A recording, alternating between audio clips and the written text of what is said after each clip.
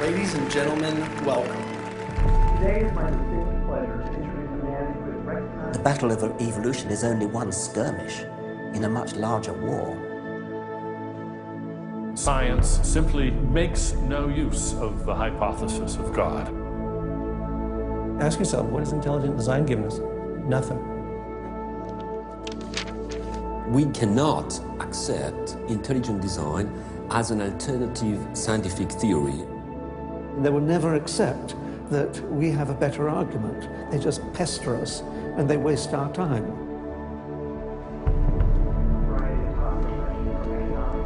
Civil rights, to how to grow your life in 10 easy steps. Today, Ben is speaking on the topic that has become increasingly important to him over recent years. While Ben has always been an ardent supporter of science, lately he has noticed an alarming trend in the scientific establishment that could have dire consequences for every American. Without further ado, please join me in giving a warm welcome for Mr. Ben Stein. Thank you. Thank you very much. Thank you very, very much. Thank you. Thank you very much, everybody. Thank you very much, gangsters. Thank you very, very much. Freedom is the essence of America. We're talking about freedom of speech, freedom of assembly, freedom from fear, freedom of religion. Martin Luther King said, America is essentially a dream, and he said it is a dream of freedom and equality, and freedom is the way to equality. And America simply would not be America without freedom. In every turning point in our history, the decision has always been about freedom. Freedom is what makes this country great. Freedom has allowed us to create, to explore, to overcome every challenge we have faced as a nation. But imagine if these freedoms were taken away. Where would we be? What would we lose? Well, unfortunately, I no longer need to imagine. It's happening. We are losing our freedom in one of the most important sectors of society, science. I have always assumed that scientists were free to ask any question, to pursue any line of inquiry without fear of reprisal. But recently, I've been alarmed to discover that this is not the case. It all began when I met evolutionary biologist Richard Sternberg in Washington, D.C. His life was nearly ruined when he strayed from the party line while serving as editor of a scientific journal affiliated with the prestigious Smithsonian Museum of Natural History. Your office was over there? That's correct. This here is the West Wing. Directly ahead of us is the West Wing of the Natural History Museum. So now you're not there anymore because you're a bad boy. No, I'm not. No, I was exiled. You're a bad boy. You question the powers that be. What was Dr. Sternberg's crime? He dared to publish an article by Dr. Stephen Meyer, one of the leading lights of the intelligent design movement. The paper ignited a firestorm of controversy merely because it suggested intelligent design might be able to explain how life began. As a result, Dr. Sternberg lost his office, His political and religious beliefs were investigated, and he was pressured to resign. The questioning of Darwinism was a bridge too far for many. The mentioning of intelligent design that occurs at the end of the paper was over the top. And I think the intelligent design proponents have raised a number of very important questions. And you wanted to get those questions brought up and discussed. Placed on the table. Placed on the table. People were so upset about it. They were so upset that you could see they had a physical emotional reaction. Wow. They were saying that Stephen C. Meyer is a well-known Christian, that Stephen C. Meyer is an intelligent design proponent, that Stephen C. Meyer is a Republican. It was all couched in terms of religion, politics, and sociology. The way the chair of the department put it is that I was viewed as an intellectual terrorist. Terrorist. Because of giving the topic of intelligent design some modicum of credibility. What happened to Dr. Sternberg was terrible, but surely it was just an isolated case. I was still pretty skeptical, so naturally I checked in with the head of the Skeptics Society, Michael Shermer. So I can't prove there is no God, or Yahweh in your case, any more than I can prove there is no Isis, Zeus, Apollo, Brahma, Ganesha, Mithras, Allah, or for that matter, the flying spaghetti monster. And think about just one thing. Why would the aliens look like this? Well, these are bipedal. Who drew that? Skepticism, it's not a position you take. It's just an approach to claims. This one is called the borderlands of science, Yeah. where sense meets nonsense. Is intelligent design nonsense? Well, it's unproven, so in that sense, it's nonsense. So I would put it in the sort of shaded areas between good, solid science and total nonsense. You know, it's sort of 3/4 of the way toward the nonsense side. But you think, nevertheless, people should be allowed to speak about it and publish papers about it? They are free to write and publish and be heard in public forums and go to conferences just like everybody else does. Well, what if a person published something, say at the Smithsonian, in favor of intelligent design and then lost his job over it? And it had been peer-reviewed, and published, and then he lost his job over it anyway. What would happen? What do you think about that situation? I think that particular situation, there was something else going on. What was going on? I don't know. I mean, I don't know, because I don't know, but I think there had to be something. People don't get fired over something like that. You roll up your sleeves, you get to work, you do the research, you get your grants, you get your data, you publish, and you work your butt off, and that's how you get your theories taught. Well, but wait a minute. What if you try and roll up your sleeves and go to work and work your butt off, and they say, well, we're going to fire you if you even mention the word intelligent design? I don't think that's happening. Where is that happening? George Mason University. Throughout its 50-year history, our mission has remained clear: to prepare a diverse population of students to think and to grow in a climate of unbridled academic freedom. After Dr. Caroline Crocker simply mentioned intelligent design in her cell biology class at George Mason University, her promising academic career came to an abrupt end. My supervisor invited me into his office. He said, "I'm going to have to discipline you for teaching creationism." And I said, I mentioned intelligent design on a couple of slides, but I did not teach creationism. He said, "Nonetheless, you have to be disciplined." At the end of the semester, I lost my job. Not only did this well-loved professor lose her job at George Mason, she suddenly found herself blacklisted, unable to find a job anywhere. So whenever I interviewed for a job, I would be offered it, usually on the spot. Since this has happened, and since people can Google my name, I'm finding that when I send my credentials, I do get interviews, I get many interviews, but I never get offered a job. I don't tell them about my science sin. I was only trying to teach what the university stands for, which is academic freedom. There's nothing to be learned in neurosurgery by assuming an accidental origin for the parts of the brain that we work on. It wasn't just biologists who were feeling the Darwinist wrath. When neurosurgeon Michael Egnor wrote an essay to high school students saying doctors didn't need to study evolution in order to practice medicine, the Darwinists were quick to try and exterminate this new threat. A lot of people on a lot of blogs called me unprintable names that were printed. There are a lot of very, very nasty comments. Other people suggested that people call the university I work at and suggested perhaps it's time for me to retire.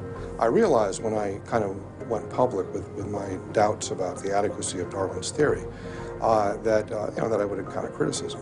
What has amazed me is the viciousness and the sort of baseness of it. I'm an old guy, I have tenure, I'm academically safe, but the young people and what is happening to them in America right now because of this scientism gulag is really terrible. Apparently, Professor Marks was not as safe as he thought. A few months after this interview, Baylor University shut down his research website and forced him to return grant money once they discovered a link between his work and intelligent design. In order to attract grants, you have to market yourself. So you put up sites and call yourself labs and groups and things like that in order to get visibility. And in my entire experience in academia, I never went to any superior and asked them any permission to put up any of these labs. So the fact that this was singled out, let alone shut down, is jaw-dropping. It's astonishing. I have never been treated like this in my about 30 years in academia. Shut up, you freak! I say shut up! It's a man!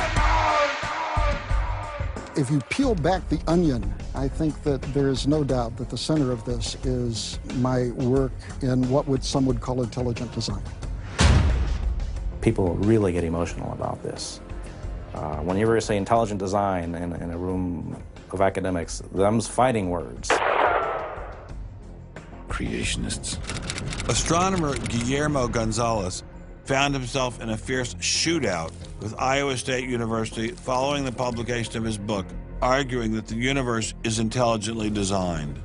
Despite a stellar research record that has led to the discovery of several planets, his application for tenure was denied, putting his career in jeopardy. I worried about my tenure a little bit in 2005 when the petition was being circulated because I viewed that as a strategy of Hector Avalos and his associates to try to poison the atmosphere on campus against me because he knew I wasn't tenured yet and I was very vulnerable. I have little doubt that I would have tenure now if I hadn't done any professional work on intelligent design.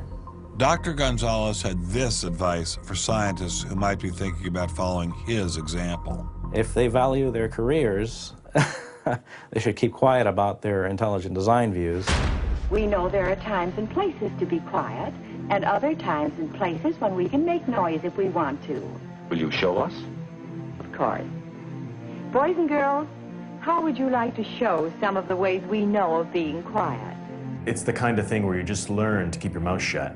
In addition to those scientists who were willing to appear on camera, we encountered many more who didn't dare show their face for fear of losing their jobs. You use an intelligent design perspective to get the research done, but you're not allowed to talk about it in public. And so there is definitely incentive, if you think about it, for people to remain within the mainstream. You know, what's he up to? What is he thinking? Is he one of them? That kind of thing. If I write intelligent design, they hear creationism. They hear religious right. They hear theocracy. So it appears Mr. Shermer, the self-styled skeptic, was wrong on this one. Intelligent design was being suppressed in a systematic and ruthless fashion.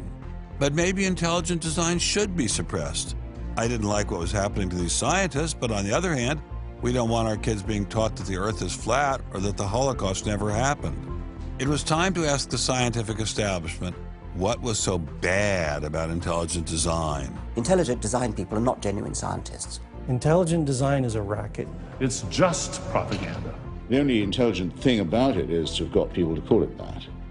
It's really very stupid as well. Everybody knows science education in America is appalling. What we don't need at this time is intelligent design in the classrooms. To present intelligent design stunts their educational growth. It stunts their intellectual growth. But what I don't understand is how these animals could have been on Earth millions of years before man. And the Bible says the whole Earth was created in only 6 days.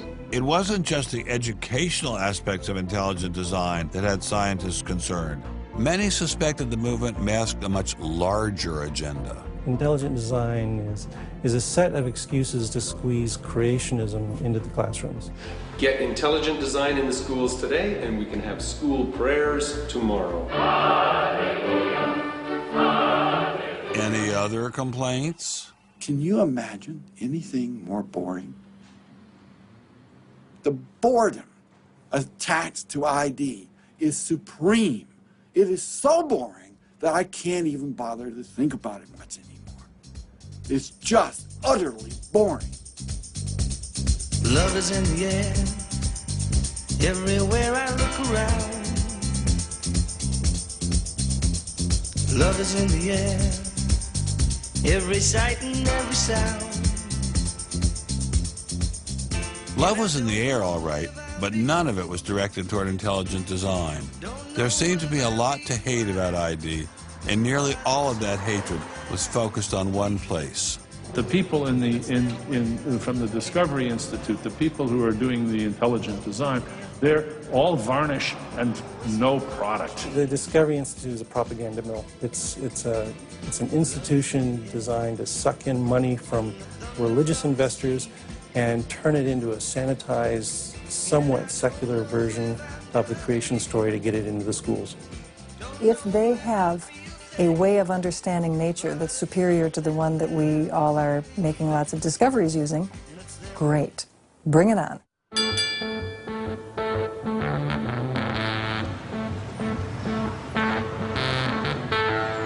We are really, really lost. I think it's on 3rd. I think it's on 3rd. I think it's down there. I have no idea where this place is.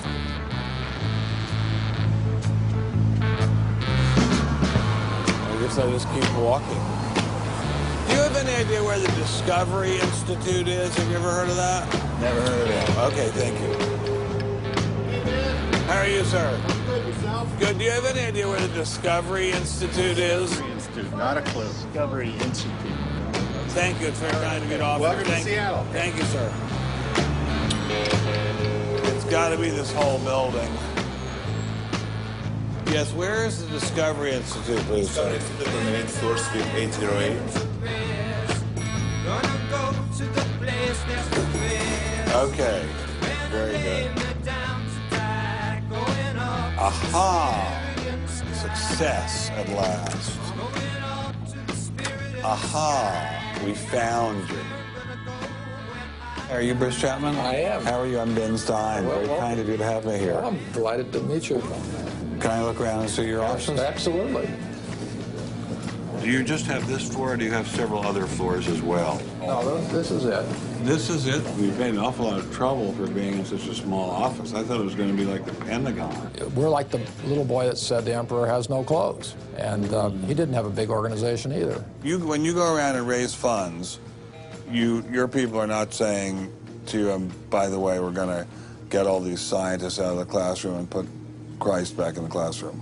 Well, I don't know that Christ has ever been in the science classroom. This is not a religious argument. This is something that people, we have fellows who are Jewish or agnostic or various other things. There are people, there are Muslim scientists. There are people of all kinds of backgrounds who agree that Darwin's theory has failed. And so why would you bring religion into it? You don't need religion. This is a red herring, Ben. People who don't have an argument are reduced to throwing sand in your eyes. Well, if the Discovery Institute could get its wish about this subject, what would your wish be? Well, on this subject, as on others, we'd like people to be able to have a robust dialogue and even a debate where the evidence, the best evidence, but in this case, the best scientific evidence is made available to people. Well, surely no one questions there should be a debate. Oh, yes, they do. They do? They say the debate has been settled. Well, that the issue's when settled. was the debate settled? Ben, I'd like you to talk to the scientists. You don't want to get your science from me. Mr. Chapman claimed ID had nothing to do with religion. So why was my first stop Biola University, formerly known as the Bible Institute of Los Angeles? Your own personal Jesus. Someone to hear your prayers, someone who cares. Footnote in the history of science. Your own Stonehenge was caused by intelligence. personal Jesus. Remarkably stable in terms of all the knowledge. Someone to hear your prayers, someone who's there.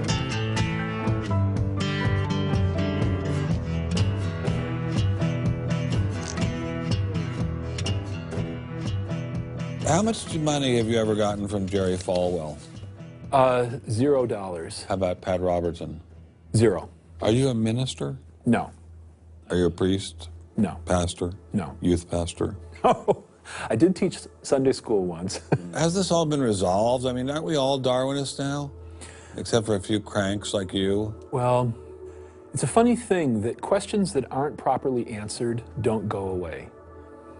This question is loaded with all kinds of political baggage, but one-on-one at a scientific meeting after the third or fourth beer, my experience has been that many evolutionary biologists will say, yeah, this theory's got a lot of problems. So you're meaning to tell me that there really is a debate among scientists about whether or not evolution occurred? Well, evolution is a kind of funny word. It depends on how one defines it. If it means simply change over time, even the most rock-ribbed fundamentalist knows that the history of the Earth has changed, that there's been change over time.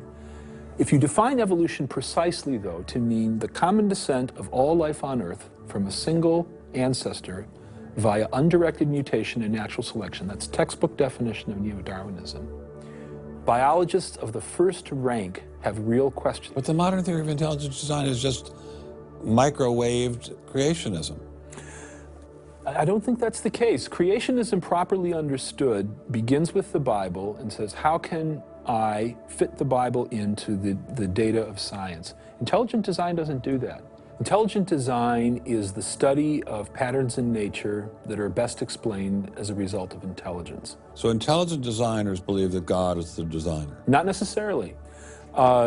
Intelligent design is a minimal commitment scientifically to the possibility of detecting intelligent causation.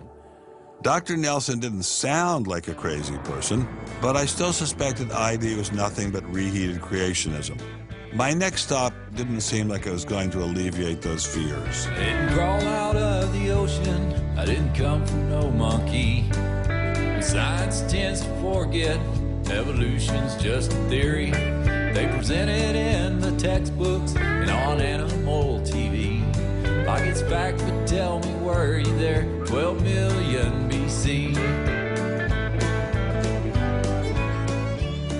Evolution is from an intelligent design perspective, is perfectly acceptable if the sense is that how did the design get implemented? The issue is there real design there, and are these material mechanisms like natural selection, are these adequate to account for everything we see in biology? And our argument is no, it's not. But Darwin produced all this evidence from his travels and his studies at the Galapagos that evolution explained things. If you look at the history of science, people often have a good idea and then they decide just to run with it. And they say, we're going to apply this everywhere. And so Darwin takes his idea of natural selection and says, I'm going to explain all of life with it. I mean, physics used to be Newtonian physics. Newton was physics. And then you got to look to Einstein, general relativity. It's not, Newton isn't enough. Well, I think likewise what we're finding with Darwin is that he had some valid insights, but it's not the whole picture. Okay, Darwinism may not be the complete picture, but what made these guys think they had the missing pieces? I put this question to Dr. Stephen Meyer, author of the paper that originally got Dr. Sternberg in so much trouble. It's hard to believe that this little town is the headquarters of giant Microsoft, which enabled Mr. Gates to become fantastically rich. Maybe that's what Steve Meyer's doing. Maybe this is somehow going to make him fantastically rich. We'll pin him down like a butterfly on a butterfly board. A butterfly on a killing board. Coffee shop straight ahead. Newton is buried in the geniuses corner at Westminster Abbey, right? That's correct, yeah. Darwin is also buried in Westminster Abbey. Right, and so is Darwin. Right near each other, right? And you're here in Redmond in a little building without a sign, right? And you're obviously an incredibly smart guy, but how dare you challenge someone who's buried in the genius's corner next to Newton at Westminster Abbey? Well, it may seem a little cheeky, but it's what scientists are supposed to do. When I was in Cambridge, one of my supervisors often advised us to beware the sound of one hand clapping, which was a way of saying if there's an argument on one side, there's bound to be an argument on the other. And what I found in studying the structure of the argument in The Origin of Species is that for every evidence-based argument for one of Darwin's two key propositions, there is an evidence-based counter-argument. Well, but is it a debate? I mean, there's just you and a couple of other guys in a dinky little office downtown, say on one side, and there's the faculties of all the great universities of the world on the other side. Speaking with a great uniform and authoritative voice. Right. Yeah. Well, in any case, the debate really isn't going to be settled by numbers. It's going to be settled by the evidence and the arguments. While I was still in Bill Gates country, Dr. Meyer recommended I check in with molecular biologist Jonathan Wells. What kind of names do they call you? Creationist. What do you say back to them when they say you're a creationist? Well, I usually don't get the opportunity. What's at stake for you personally here? First of all, I love science. I think the way Darwinism corrupts the evidence, distorts the evidence, is bad for science. Well, the other scientists would tell you to just shut up if you love science, okay? Because you're sort of being a bomb thrower into science. I am upsetting the apple cart, and I think it deserves to be upset in this case. Why? Because the evidence is being distorted to prop up a theory that I think doesn't fit it. Was Darwinism really that bad? Perhaps a change of scenery would give me a fresh perspective. Quand je t'ai vu au coin de la rue, tout est vide, j'ai cru que tous les deux, sous le ciel bleu, nous serions très heureux.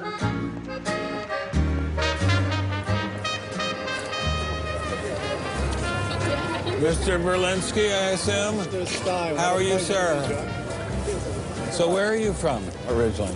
I was born in New York. Yes. Spent 31 years in Manhattan. Yes. And I spent a lot of time in California, too. And tell me all the various universities where you studied or taught.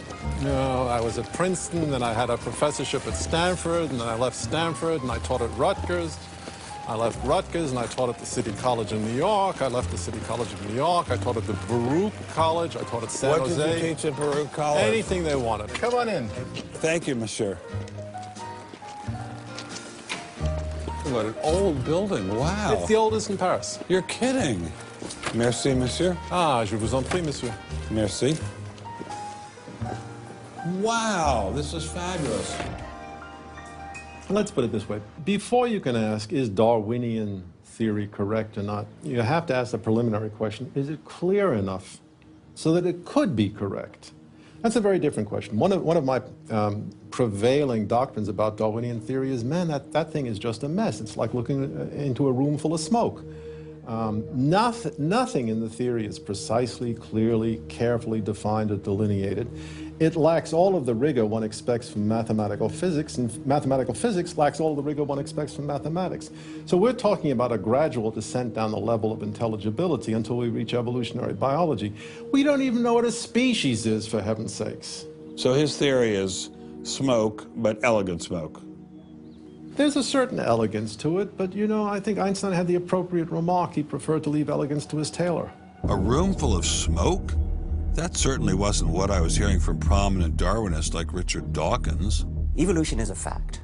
It's a fact which is established as securely as essentially any other fact that we have in science. Richard Dawkins is so confident that evolution is a fact, and that therefore God doesn't exist, that he has devoted his entire life to spreading the evolution gospel. I'm an atheist with respect to the Judeo-Christian God because there is not a shred of evidence in favor of the Judeo-Christian God. It is completely right to say that since the evidence for evolution is so absolutely, totally overwhelming, nobody who looks at it could possibly doubt that if they were sane and not stupid. So the only remaining possibility is that they're ignorant, and most people who don't believe in evolution are indeed ignorant. But the people I spoke with weren't ignorant. They were highly credentialed scientists. So there had to be something else going on here. So you think the whole theory of evolution is false, or just certain parts of it? Well, again, evolution is a slippery word. I would say minor changes within species happen. But Darwin didn't write a book called How Existing Species Change Over Time. He wrote a book called The Origin of Species. He purported to show how this same process leads to new species, in fact, every species.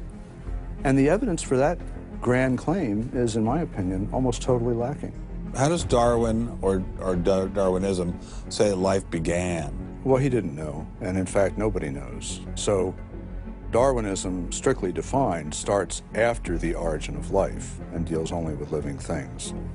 Well, how can there be a theory about life without a theory about how life began? Well, a grand overarching evolutionary story, of course, does include the origin of life, but Darwin's theory doesn't begin until you have the first cell. Well, does someone have a theory about how life began?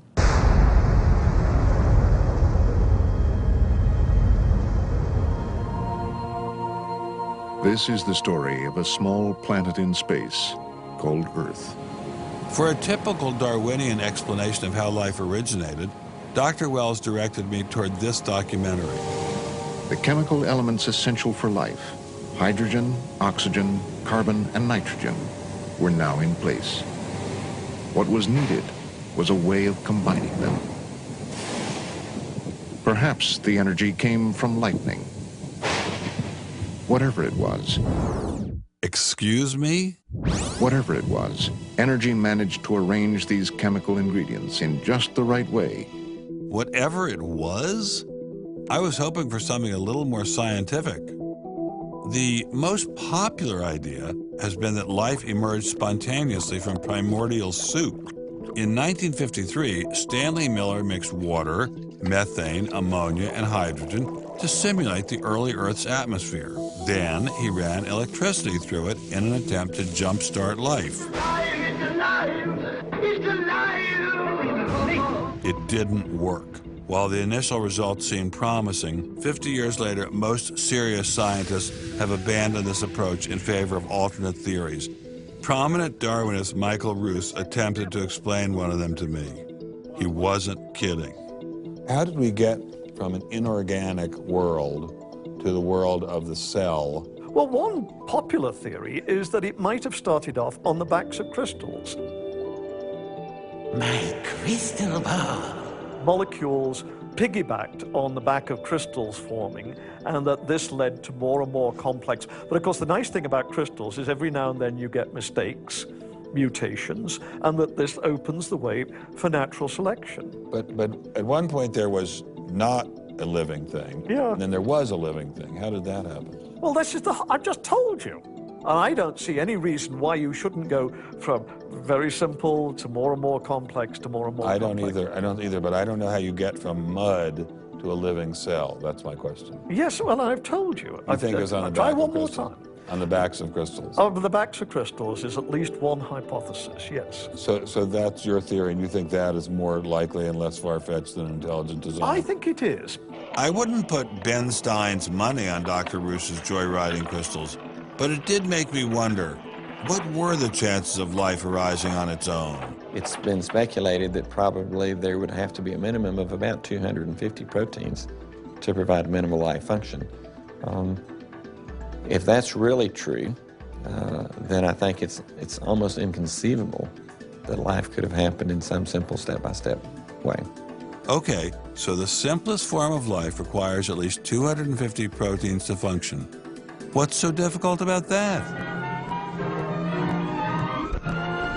Welcome to the Casino of Life. Who wants to spin for a chance to win? Oh, sure. I'll give it a shot. What do I win? Take a look at this. Huh? How about the world's first single-cell organism? This perfectly aligned string of proteins could be yours. Now, take a spin.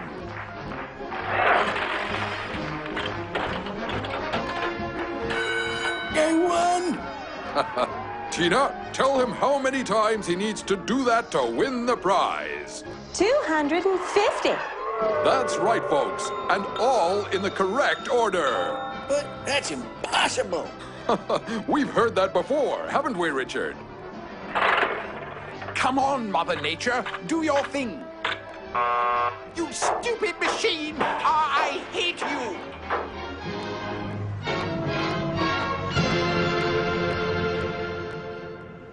We're talking about something that's staggeringly improbable, roughly 1 in a trillion, trillion, trillion, trillion, trillion, trillion. Let all of life choose a million, a trillion, a trillion, trillion. The number is essentially zero. Something has to skew nature to choose the ones that work. So, in the game of life, it looks as if the house always wins. Luckily, some serious scientific minds have figured out a way to beat the odds. Directed panspermia. When faced with the overwhelming problem of the origin of life, Nobel Prize winner Francis Crick proposed this theory, that life was seeded on Earth, which basically means aliens did it. Crystals? Aliens? I thought we were talking about science, not science fiction. We don't know what caused life to arise. Did it arise by a purely undirected process? Or did it arise by some kind of intelligent guidance or design? And the rules of science are being applied to actually foreclose one of the two possible answers to that very fundamental and basic and important question. So the rules of science say we will consider any possibility except one that is guided. Exactly. No matter how life began, on the backs of crystals or in the test tube of some intelligent designer, everyone agrees it started with a single cell. But what is a cell? Let me ask you a question. Yeah. Darwin wrote The Origin of Species in 1859, published it in 1859. He had an idea of the cell as being quite simple, correct? Yeah, everybody did. Okay. If he thought of the cell as being a Buick, what is the cell now in terms of its complexity by comparison? A galaxy. If Darwin thought a cell was, say, a mud hut, what do we now know that a cell is? More complicated than a Saturn V. So what is in a cell as far as we know now? A world that Darwin never could have imagined. I needed someone who could give me a glimpse into this world. So we went to molecular biologist Doug Axe. Think of a cell as being a nanofactory, a factory where, on a very small scale, digital instructions are being used to make the components of the factory. Here we have the famous DNA double helix. You can see the two helical strands that are intertwined and wind around each other on the outside of the molecule. This is the material that stores all of our genetic information. In higher life forms, this will be the equivalent of something like a gigabyte of information stored in the molecules that form the individual chromosomes, all packed within the nucleus, which is a tiny fraction of the entire cell size. So what does DNA do? Well, the information in DNA ends up providing the information for sequencing the amino acids to make protein. We have information in a one-dimensional form that provides the information for a three-dimensional form.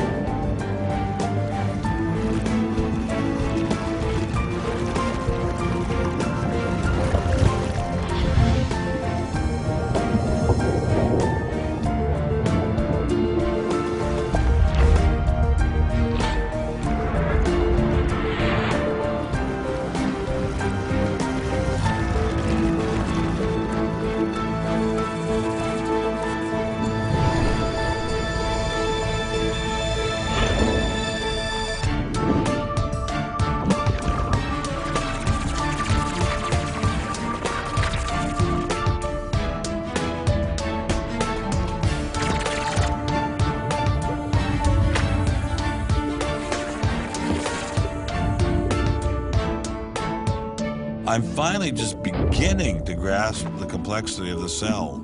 Are there systems within the cell that go well beyond Darwinian evolution? Some type of cellular technology that drives adaptation, replication, quality control, and repair?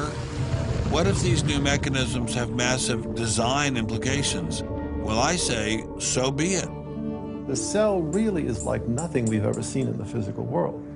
That's got to be firmly grasped. That's not something we can just say, oh, well, it's just a little bit more of the same old, same old. It's not the same old, same old.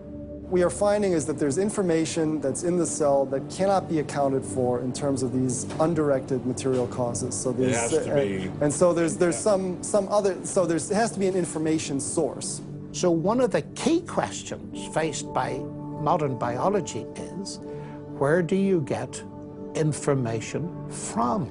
Well, Darwin assumed that the increase in information comes from natural selection. But natural selection reduces genetic information, and we know this from all the genetic population studies that we have. And where does the new genetic information going to come from? Well, that's the big question. So when we find information in the DNA molecule, the most likely explanation is that it too had an intelligent source. I mean, we need engineering principles to understand these systems, okay? I mean, it's only because of our advancements in nanotechnology that we can even begin to appreciate these systems. But using intelligent design didn't seem to stop the scientists I spoke with, so why all the controversy? Suppose we find, simply as a matter of fact, that our scientific inquiries point in one direction. Which is that there is an intelligent creator. Why should we eliminate that from discussion? Streng verboten? How come? Why? Streng verboten. Very good. What does streng verboten mean? Strongly forbidden. Strongly forbidden. You've got two possible hypotheses. You've got a wall through the middle of through your brain, in effect, through your thinking. You say, well, you can't consider anything on this side of the wall. Only hypotheses on this side of the wall are permissible for consideration. What about academic freedom? I mean, can't we just talk about this?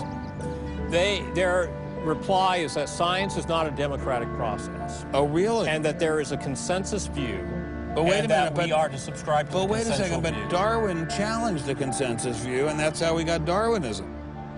If Darwin wanted to challenge the consensus today, how would he do it? Science isn't a hobby for rich aristocrats anymore. It's a multi-billion-dollar industry. And if you want a piece of the pie, you've got to be a good comrade. Scientific ideas. How we get them to you, the people. Every idea must be inspected to ensure that it is safe. All theories must pass through a series of checkpoints. First, the Academy. Getting a controversial theory through the Academy can be dangerous. Few people know this better than Congressman Mark Souder. He uncovered a targeted campaign led by individuals within the Smithsonian and the National Center for Science Education to destroy Dr. Sternberg's credibility. If you want peer reviews, if you want to be published, if you want to go to respected institutions, the core view does not tolerate dissent. There's kind of a, this is the way it is, and anybody who's a dissenter should be squashed. Are you going to be on my side if I let you up? Sure, Tick, sure. I'm on your side. Just let me up. I'll do anything you say. Souder isn't the only one who has witnessed the Academy's tactics. Journalist Larry Witham has seen similar behavior during his 25 years of covering the evolution controversy. Once you're thick in science, you can't question the paradigm. But if you want to get grants, if you want to be elected to high positions, if you want to get awards as a promoter of public education of science, you can't question the paradigm. People cannot be trusted to form their own opinions. This business about open-mindedness is nonsense. Why is the scientific establishment so afraid of free speech? There is this fear that if one aspect of the theory is closely scrutinized, there's going to be an unraveling. Who are you? Oh, I am the great and powerful Wizard of Oz. I interviewed dozens and dozens of scientists, and when they're amongst each other or talking to a journalist who they trust, they'll speak about, it's incredibly complex, or molecular biology is in a crisis. But publicly, they can't say that. Keeping a keen eye on the Academy our various watchdog organizations. Listen to Eugenie Scott of the National Center for Science Education. The NCSE has been at the heart of virtually every evolution controversy over the past 25 years, vigorously defending the Darwinian gospel. We have had a lot of business, unfortunately, at NCSE in the last few years, because virtually every state in which science education standards has come up for consideration has had a big fight about the coverage of evolution in them. NCSE was started by a group of scientists and teachers who were very concerned because in the late 70s and early 80s there were a lot of attempts to pass equal time for creation science and evolution laws. And clearly this is something that neither scientists nor teachers liked. It wasn't exactly help the creationists are coming, but it's, you know, kind of along those lines. Most scientists just throw up their hands and say, creationists, they drive me crazy, you know, you handle it. And we've worked a lot with science education organizations. The most important group we work with is members of the faith community, because the best kept secret in this controversy is that Catholics and mainstream Protestants are okay on evolution. Are you sure about that, Eugenie? Liberal Christians have been fighting with conservative Christians for so long that they'll side with anybody against the fundamentalists. And Eugenie Scott says, well, welcome over. There's a kind of science defense lobby, or an evolution defense lobby in particular.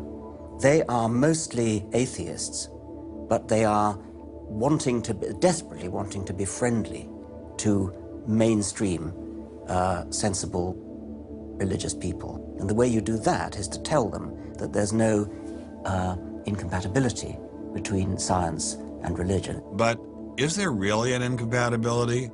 Can't we believe in God and Darwin? Implicit in most evolutionary theory is that either there's no God or God can't have any role in it. So naturally, as many evolutionists will say, it's the strongest engine for atheism. If they called me as a witness, and a lawyer said, Dr. Dawkins, has your belief in evolution, has your study of evolution turned you towards atheism? I would have to say yes. And that's the worst possible thing I could say for winning that court case. So people like me are bad news for the science lobby, the evolution lobby. By the way, I'm being a hell of a lot more frank and honest in this interview than many people in this field would be. Working hard to keep ideas in check are our friends in the media. Boarding, paper. Paper, mister? The tendency of the media is to side with the establishment because they inherently agree with the establishment. Eugenie Scott, my understanding is that there is not a single peer-reviewed article out there that supports intelligent design. Am I wrong?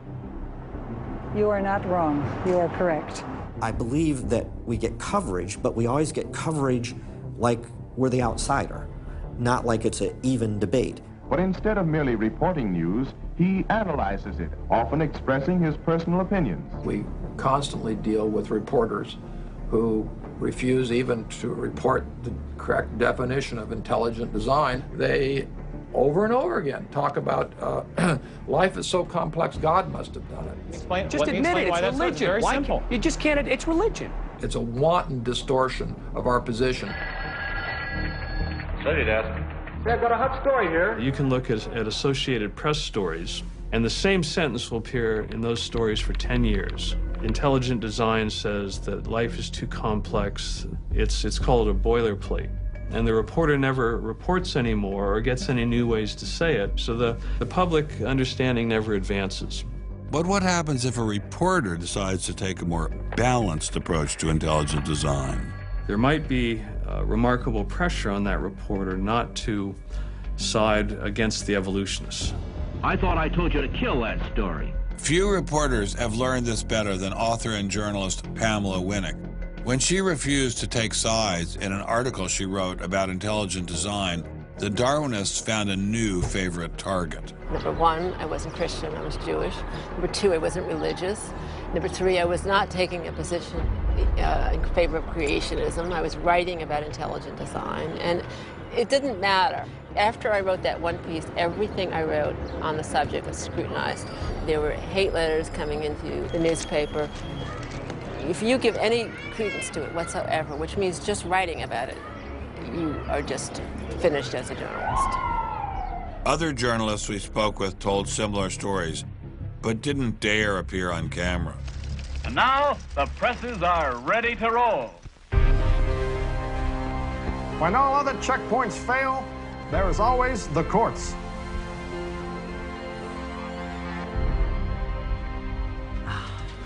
We have spent an enormous amount of time trying to prove to the court what everybody already knows, that intelligent design is a particular religious belief. But I thought scientific questions were settled by the evidence, not by taking people to court and suing them. How do other countries deal with such disputes? Dr. Marcy Giertuk, a population geneticist who now represents Poland in the European Parliament, was able to shed some light on this topic. The censorship of teaching criticism of evolution is and always was much stronger in, say, in your country, in the United States, than it ever was in Poland. Why? Why would the censorship? That is because you have a political correctness in your country. These issues are brought to court, and the court says what you can and what you cannot teach. We want to know what you teach, what books you use, how you teach it. We never had that sort of way of deciding scientific issues in Poland. We never had the courts involved. So you are saying that as far as the teaching of science is concerned, Poland is freer academically than the United States? I think in this particular issue of evolution, I think this is true. But how effective are the courts in deciding such matters? What about the general idea that intelligent design is doomed as a result of several recent legal setbacks? I think court cases don't decide anything. I mean, if you look at the Scopes trial, who won that trial? It wasn't the evolutionists. I mean, it was the Tennessee law was upheld, barring evolution. And yet, in the popular imagination, Scopes is the hero. Inherit the Wind, that movie, which is really bogus history based on the Scopes trial, has carried the day. These issues go much deeper than any decision by a judge. The evolution debate does seem to run much deeper than the courts, much deeper even than science. To generate this level of hostility, ID must threaten something at the very core of the Darwinian establishment. The entire globe is today the site of a momentous conflict. It is the challenge of ideas.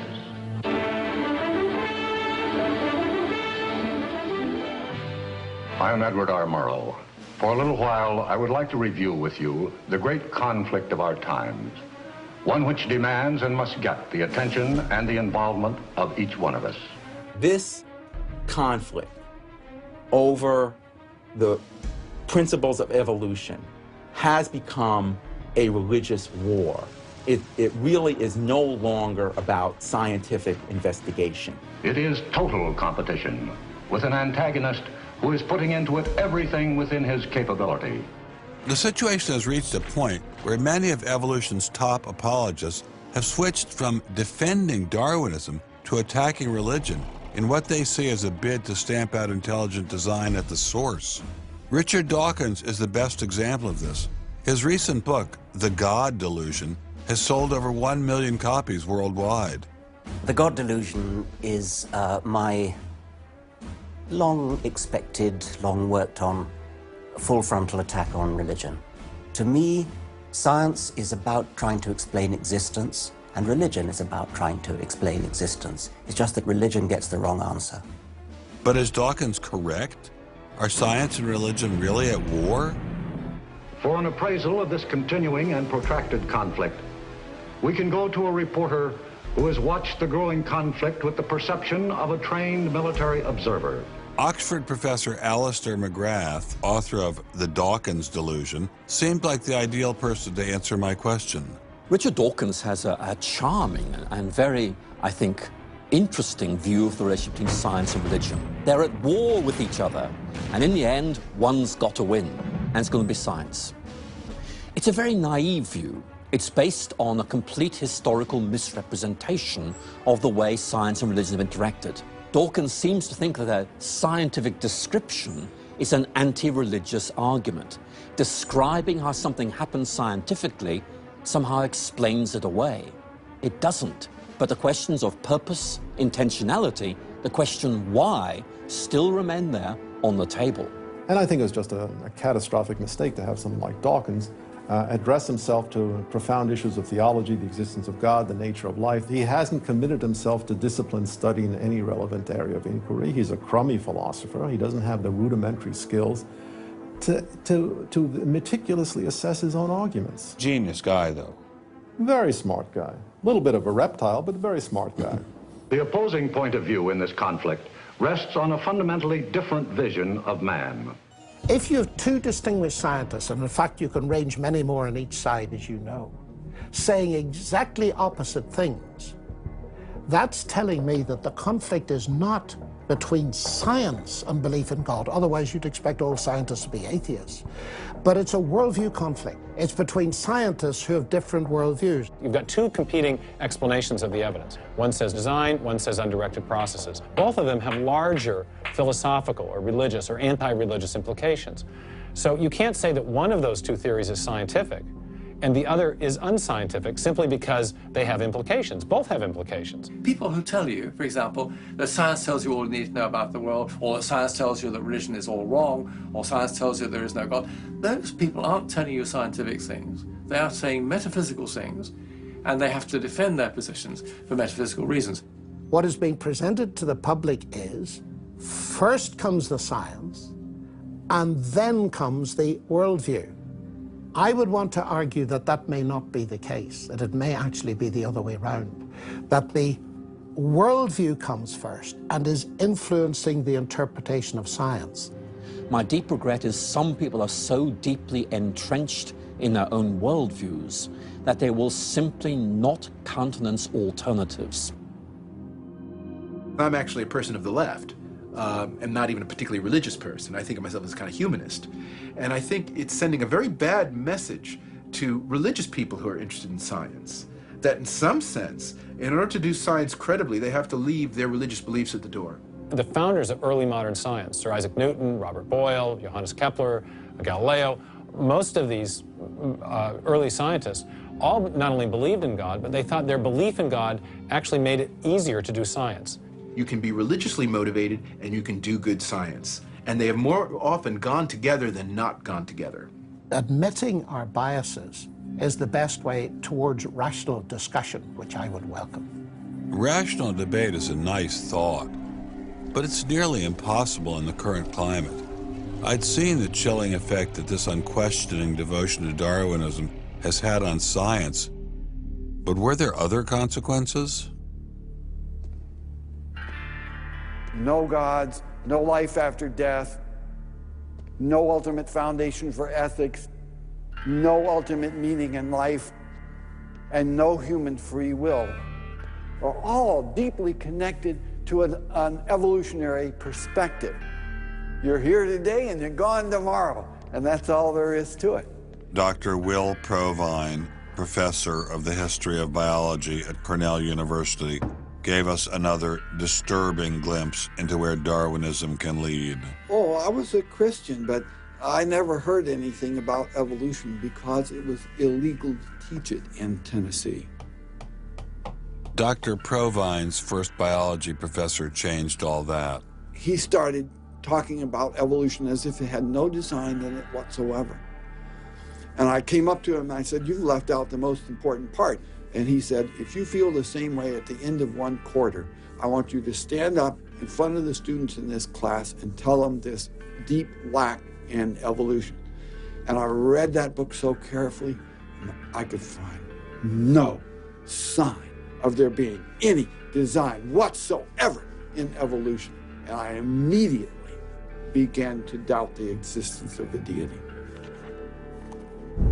But it starts by giving up an active deity, then it gives up the hope that there's any life after death. When you give those two up, the rest of it follows fairly easily. You give up the hope that there's an imminent morality. And finally, there's no human free will. If you believe in evolution, you can't hope for there being any free will. There's no hope whatsoever of there being any deep meaning in human life. We live, we die, and we're gone. We're absolutely gone when we die. Dr. Provine is no stranger to the prospect of death. Nearly a decade ago, he was diagnosed with a large brain tumor. Let's suppose my tumor comes back, as it almost certainly will. Well, I'm not going to sit around like my older brother did last year, and he was dying of ALS, Lou Gehrig's disease. He wanted desperately to die, but we couldn't help him die. I don't want to die like that. I'm going to shoot myself in the head long before then. I'm going to do something different. I hope these are empty words for my friend, Dr. Provine, because shortly after this interview was recorded, he learned his brain tumor had returned. I don't feel one bit bad about holding the views that I do. There's not anything in the views I hold that makes me, oh, I wish I had free will, or, oh, I wish there were a God. I don't ever wish that. Dr. Provine's deconversion story was typical amongst the Darwinists we interviewed. Biologist P.Z. Myers, who runs the pro-Darwin anti-religion blog Pharyngula, says science eroded his faith as well. I never hated religion. I found religion quite comfortable, and I liked the people in it. What led to the atheism was learning more about science, learning more about the natural world, and seeing these horrible conflicts with religion. And it was then, when I discovered evolution, when I discovered Darwinism, that I realized there's this magnificently elegant, stunningly elegant explanation, which I didn't quite understand to begin with. When I did understand it, then that finally killed off my remaining religious faith. After hearing these stories, I was not surprised to discover that most evolutionary biologists share Professor Dawkins' views. It appears Darwinism does lead to atheism, despite what Eugenie Scott would have us believe. And if you separate out the ethical message from religion, what have you got left? You got a bunch of fairy tales, right? I think that God is about as unlikely as fairies, angels, hobgoblins, etc. Religion, I mean, it's just fantasy, basically. It's completely empty of any explanatory content. And it's evil as well. Half the people in this country think that drugs is what you have to regulate to make us safer, and half the people think guns. That's what you got to regulate to make us safer. But I always think if you're going to regulate one thing that has the most potential to cause death and destruction, religion. You got to start with religion, and religion is an idea that gives some people comfort, and we don't want to take it away from them. It's like knitting. People like to knit. You know, we're not going to take their knitting needles away. We're not going to take away their churches. But what we have to do is get it to a place where religion is treated at the level it should be treated. That is, something fun that people get together and do on the weekend and really doesn't affect their life as much as it has been so far.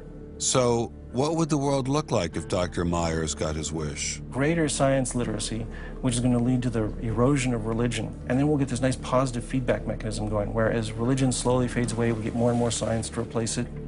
And that will displace more and more religion, which will allow more and more science in. And we'll eventually get to that point where religion has taken that appropriate place as a side dish rather than the main course. But will eradicating religion really lead to a modern utopia?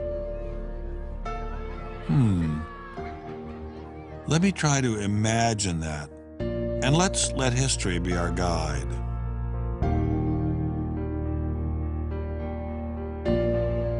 In part, I think Matthew Arnold put his hands on it when he spoke about the withdrawal of faith.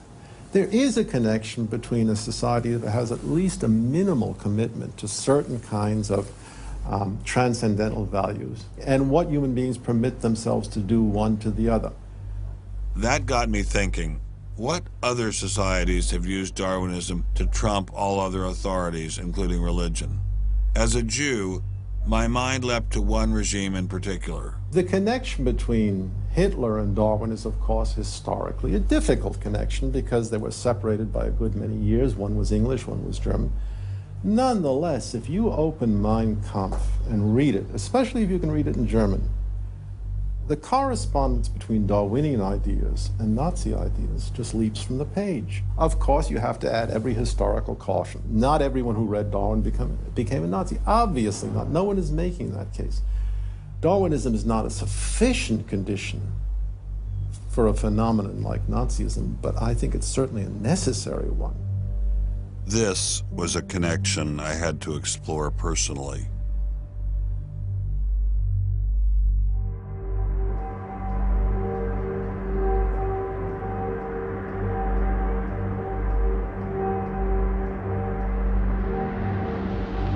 American officers arrive at a Nazi institution seized by First Army troops. Under the guise of an insane asylum, this has been the headquarters for the systematic murder.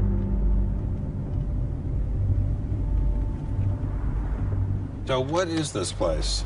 During the Second World War, 15,000 people were killed here. Why were they killed? They were killed because they were people with handicaps. Why kill them? What's the point of killing them? People who were not able to work, people who were not able to live by themselves, that they were useless eaters. Useless eaters. And life unworthy of living. This idea grew up in the 20s. So long before National Socialism, biologists, anthropologists, they thought that maybe mankind could, or the government could interfere into the growth of the population. I see. And they had the utopia that they would have a society without illness and without handicap. Alles Lebensschwache geht in der Natur unfehlbar zugrunde. Wir Menschen haben gegen dieses Gesetz der natürlichen Auslese in den letzten Jahrzehnten furchtbar gesündigt. Wir haben unwertes Leben nicht nur erhalten, wir haben ihm auch Vermehrung gewährt. Die Nachkommen dieser Kranken sahen so aus, die tiefer stehen als jedes Tier. So this was a Darwinian concept? Yes. And also a Malthusian concept, very much Malthusian. Malthusian? Thomas Malthus, who said that there was a shortage of resources, English philosopher, so there was a shortage. Yes, but the Nazis, they relied on Darwin. They relied on Darwin? Yes, Darwin and German scientists. Patients were led down this hallway to Nazi doctors who decided who would live and who would die. They were accompanied by 15 nurses. Nurses, yes. Nurses, male and female nurses. So nurses were helping lead them to their doom. Yes.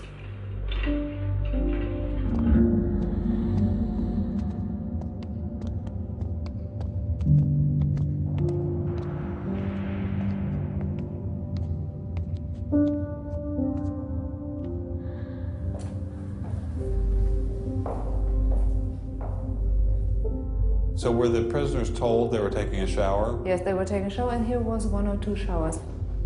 So how many people were brought into this room? 60 to 70.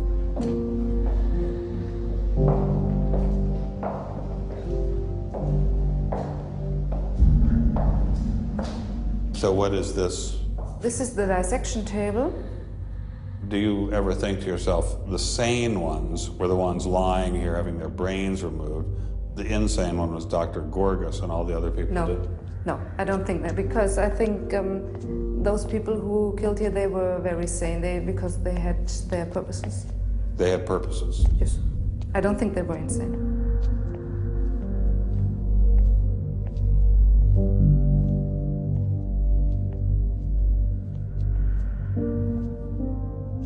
They had 2 crematory ovens. I see. And they killed about 70 people. A day? So a day, so they had... That's barely enough time. And they only killed from Monday to Friday. So...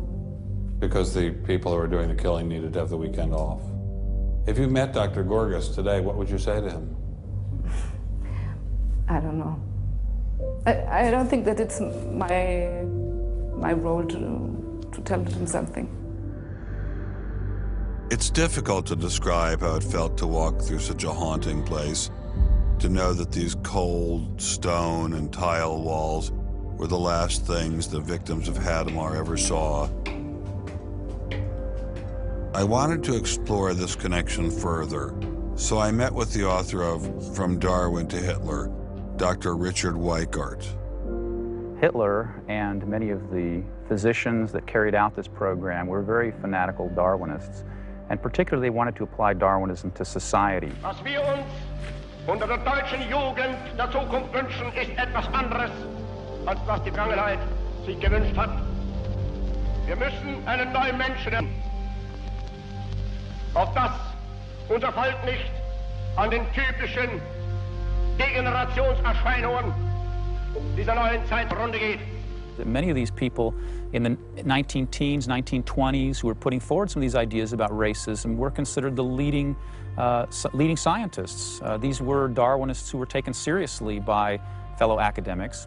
It's not to say that all academics believed it. These leading academics, were there any of them who were Americans?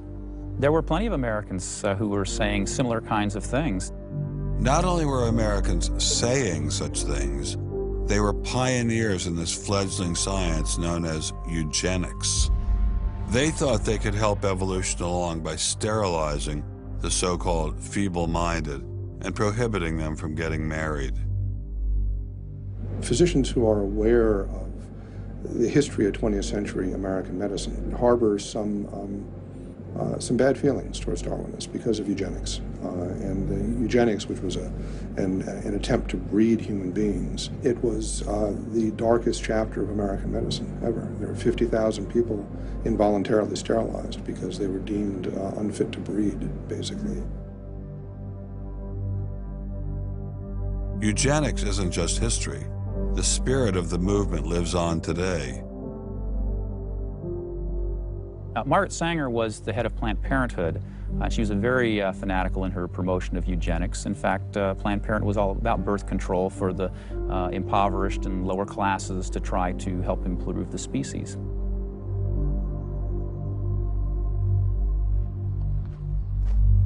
From Hadamar, I traveled with Dr. Weikart to Dachau, where the Nazis applied the ideas of eugenics on a massive mechanistic scale.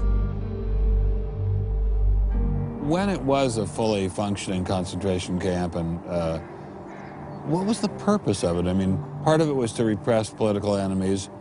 What was the rest of the purpose? Well, beyond the repression of the political enemies, which was its purpose at the very beginning, then later on it transformed into repressing racial enemies. And sometimes those categories overlapped because sometimes they thought that these people were political enemies because they were inferior biologically. The war itself was part of the Darwinian struggle for existence for Hitler.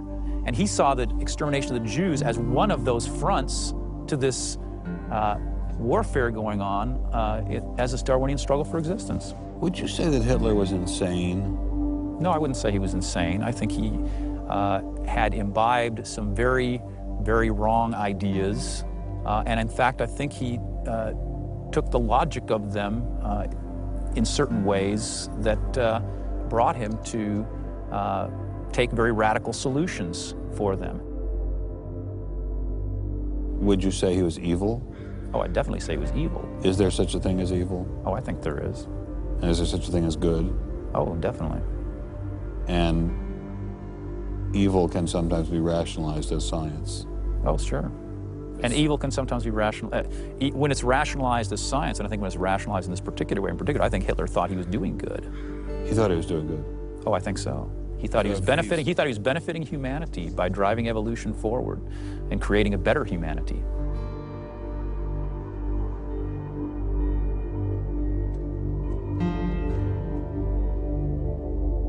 Before leaving Dachau, I stopped by the memorial commemorating the thousands of Jews who were killed there in excruciating conditions.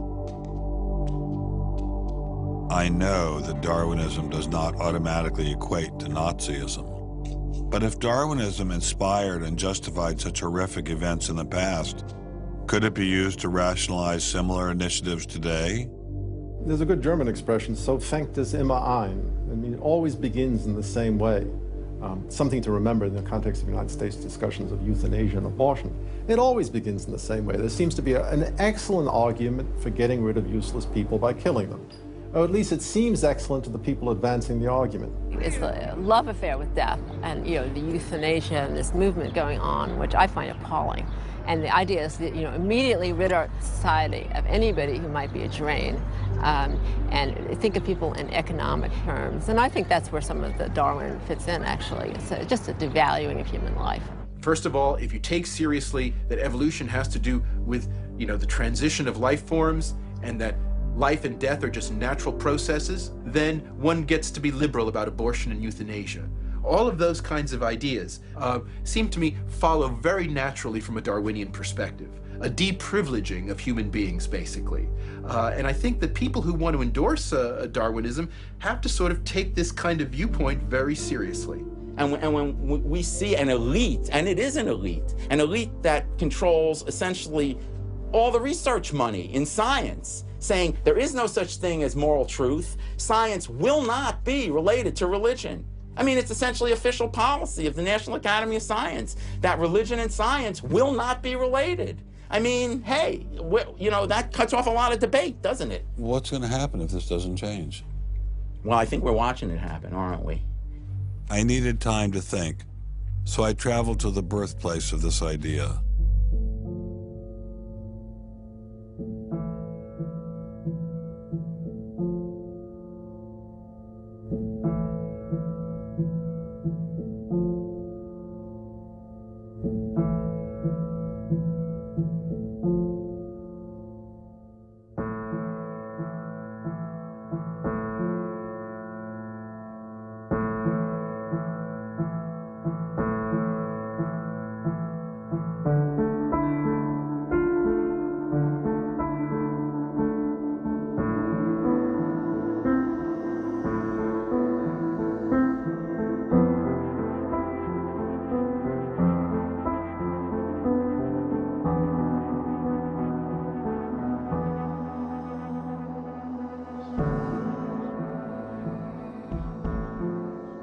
With savages, the weak in body or mind are soon eliminated. We civilized men, on the other hand, do our utmost to check the process of elimination. We build asylums for the imbecile, the maimed, and the sick. Thus, the weak members of civilized societies propagate their kind. No one who has attended to the breeding of domestic animals will doubt that this must be highly injurious to the race of man. Hardly anyone is so ignorant as to allow his worst animals to breed. Charles Darwin, The Descent of Man, 1871.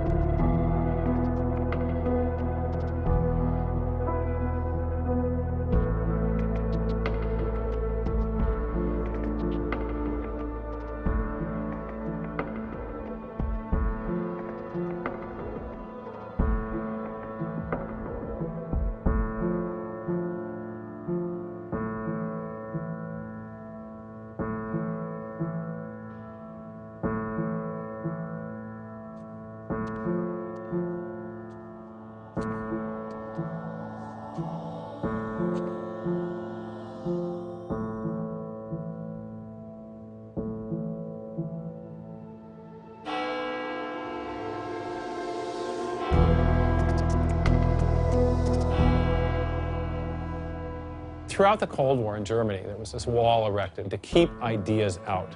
It was erected by people who held an ideology, that were afraid of a competition from other ideas that would come into their society. And what we're seeing happening in science today is very much like that. But I think that's just a strategy for protecting a failing ideology from competition. America didn't become the great nation that it is by suppressing ideas. It progressed by allowing freedom of speech and freedom of inquiry.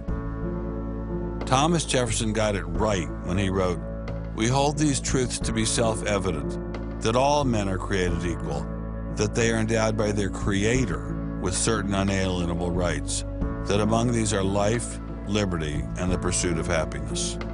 Hundreds of thousands of Americans have given their lives to protect these values, but now they're under threat once again. It wasn't just scientists who were being expelled. It was freedom itself, the very foundation of the American dream, the very foundation of America. If we allowed freedom to be expelled in science, where would it end? The Darwinian establishment is so massive and so entrenched, it appears impenetrable. I couldn't bring it down myself, but I could at least confront those who had expelled the scientists I'd met. What would you say if you had Eugenie Scott sitting next to you? What would you say to her? I would ask her, by what authority does she and those like her presume to declare what is and is not science? You know, he's sort of made himself martyr of the day. They've gotten a lot of mileage out of, you know, poor Rick Sternberg. And we got lip service from the leadership of the Smithsonian, but I didn't feel they ever followed through. We went into the Smithsonian looking for answers, but we ran into the same stone wall as Congressman Souter. We're not authorized to do this, Mr. Scott. Come down to office with me,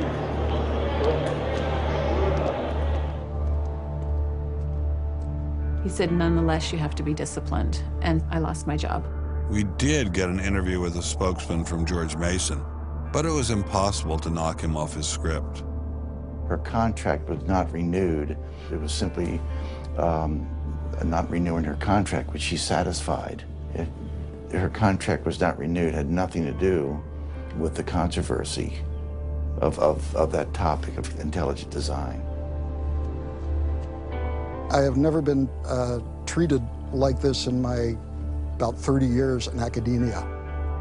We received a similar reception at Baylor University. They refused to admit that what had happened to Dr. Marks had anything to do with ID.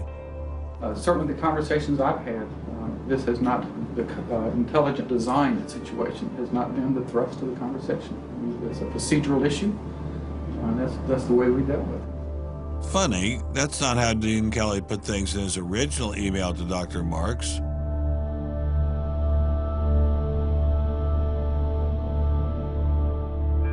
I'm not mixing my religion with my science. The questions that I ask in my intelligent design research are perfectly legitimate scientific questions. At least the top guns at Iowa State were willing to own up to their actions. What we wanted to stop is the use of the name of ISU to validate intelligent design algorithms, and we did succeed. I really think a lot of Guillermo. He's a great guy. So, I mean, that's why I'm kind of disappointed, all right, that he should have just left this alone. So, in my opinion, should have just left it alone. Dr. Hauptmann elaborated further on his great regard for Gonzalez. This is quoting an email from you to Mr. Avalos. You say, "Sometimes it is just best to ignore idiots," in reference to Guillermo. And then the religious nutcases should be challenged at every opportunity. Yeah, because, for example, you... in that case, I'm thinking more of, say, the creationist crowd who claims that God put all the animals on an ark and that's it, all right? That's where all of our animals came from today. That's crazy, okay? You shouldn't be insulting even children with that kind of thing. So these are the idiots, all right? They've always been around. They've always been around. Going after the perpetrators in each of these cases wasn't getting me anywhere. So I reconnected with Dr. Berlinski and Dr. Schroeder to see if they had any advice.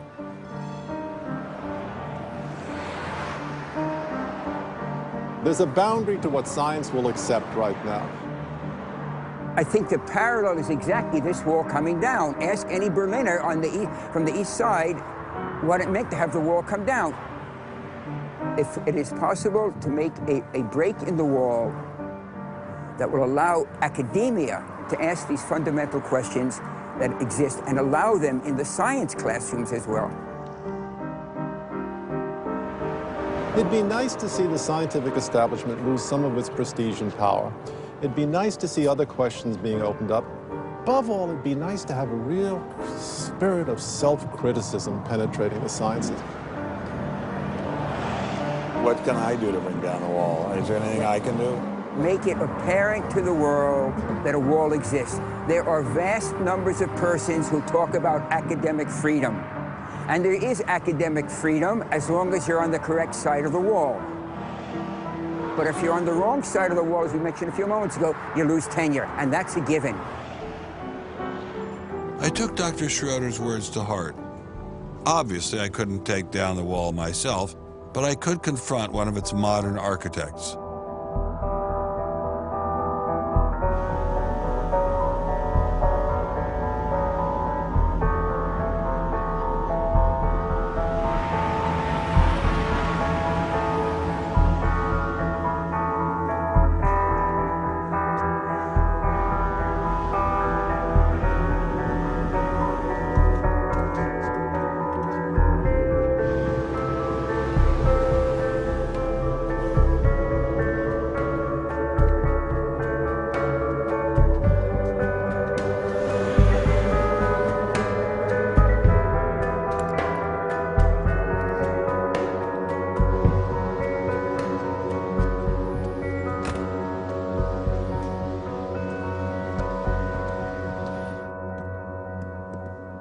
Hello, Professor Dawkins. How are you?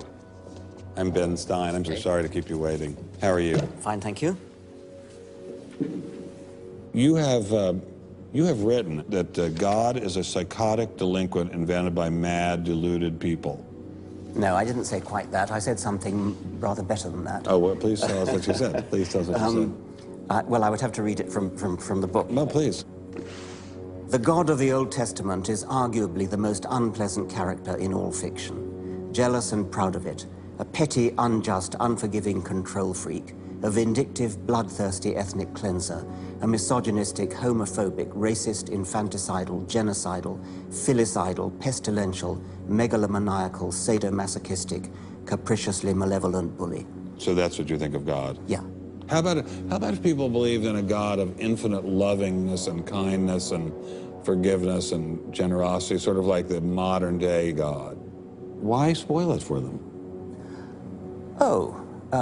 Why not just let them have their fun and enjoy it? I mean, I don't want to spoil anything for anybody. I write a book, people can read it if they want to. I believe that it is a liberating thing to free yourself from primitive superstition. So religion is a primitive superstition? Oh, I think it is, yes. So you believe it's liberating to tell people that there is no God? I think a lot of people, when they give up God, feel a great sense of release and freedom. Why do you think that? I mean, what's your dad? What's your scientist? What's your data? I think, well, I've had a lot of letters saying that, and I've... There are 8 billion people in the world, Dr. Dawkins. How many letters have you had? No, I haven't done that. That's quite true. Professor Dawkins seemed so convinced that God doesn't exist that I wondered if he would be willing to put a number on it. Well, it's hard to put a figure on it, but I mean, I put it as something like, 99% against or something. Well, how do you know it's 99% against, say, and not 97%? No, I did. You asked me to put a figure on it, and I'm not comfortable putting a figure on it. I think I just think it's very unlikely. What? But you couldn't put a number on it? No, of course not. So it could be 49%. Well, it would be. I mean, I think it's unlikely, but it's quite far from 50%. How do you know? I don't know. I mean, I put an argument in the book. Well, then who did create the heavens and the earth? Why do you use the word who? You see, you immediately beg the question by using the word who. Well, then how did it get created? Well, by a very slow process. Well, how did it start? Nobody knows how it started. We know the kind of event that it must have been. We know the sort of event that must have happened for the origin of life. And what was that? It was the origin of the first self-replicating molecule. Right. How did that happen? I told you we don't know. So you have no idea how it started? No. Nor has anybody. Nor has anyone else. What do you think is the possibility that intelligent design might turn out to be the answer to some issues in genetics or in evolution? It could come about in the following way. It could be that at some earlier time, somewhere in the universe, a civilization evolved by probably some kind of Darwinian means to a very, very high level of technology and designed a form of life that they seeded onto, perhaps this planet. Now, that is a possibility and an intriguing possibility. And I suppose it's possible that you might find evidence for that if you look at the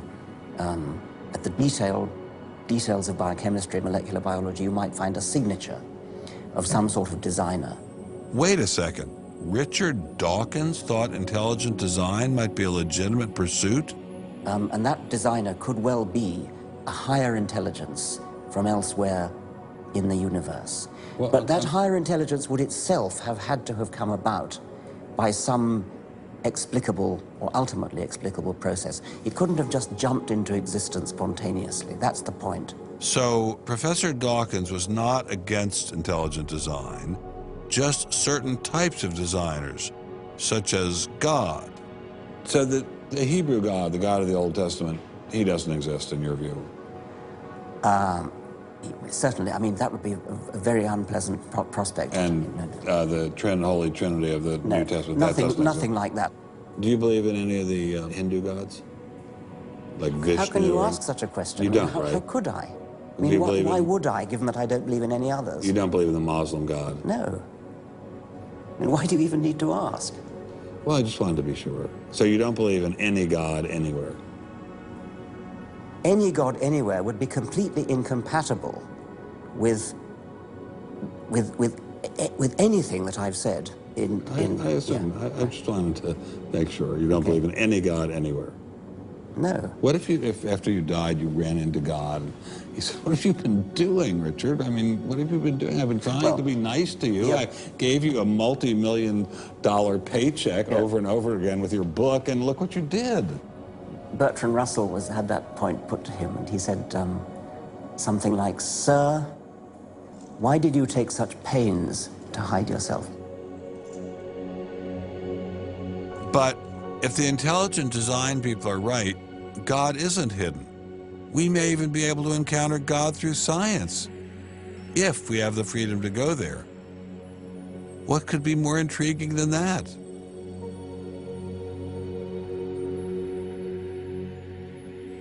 We take freedom for granted here in the United States. Freedom is what this country is all about. And a huge part of freedom is freedom of inquiry. But now, I'm sorry to say, freedom of inquiry in science is being suppressed. Behind me stands a wall that encircles the free sectors of this city, part of a vast system of barriers. There are people out there who want to keep science in a little box where it can't possibly touch a higher power, cannot possibly touch God. Those barriers cut across Germany in a gash of barbed wire, concrete, dog runs, and guard towers.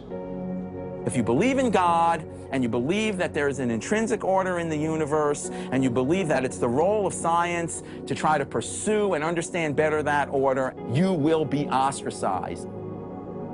I'm frightened by this, but I'm not going to let it stop me from investigating and from speaking. The wall cannot withstand freedom. What I'm asking for is the freedom to follow the evidence wherever it leads. My hope is that there'll be enough independent thinking scientists who don't like to be told what to think. People on both sides of the argument being prepared to talk and listen. And above all, a willingness to keep these dialogues open. It might allow a lot of very good scientists to be scientists who aren't being allowed to be scientists right now. I don't care what they end up as being. I don't care if they end up being religious, a young earth creationist. If they have thought their way through the issues and get there, I'm all for them. And why do I think we're going to win in this struggle? Because truth crushed to earth will rise again. To find out what's true has a value all of its own. If it has additional good consequences, so be it. Because no lie can live forever. And I believe that science gives us one perspective on the world, and our religious insight gives us another perspective on the world. And by putting the two together, they will see more deeply and more truly. And if we will stand up for freedom, freedom is the victor. If we all do that, we will overcome.